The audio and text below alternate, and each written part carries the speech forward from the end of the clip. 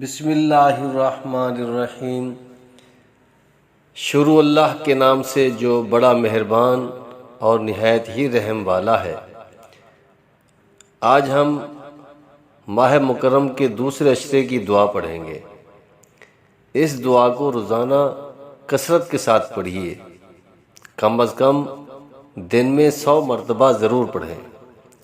دعا ملاحظہ فرمائیں۔ استغفر اللہ ربی من کل ذنب و اتوب الیہ۔ استغفر اللہ ربی من کل ذنب و اتوب الیہ۔ استغفر اللہ ربی من کل ذنب و اتوب الیہ۔ ترجمہ: میں اللہ سے ہر گناہ کی بخشش طلب کرتا ہوں جو میرا رب ہے، اور میں توبہ کرتا ہوں۔ اللہ پاک ہم سب کی مغفرت فرمائے، آمین یا رب العالمین۔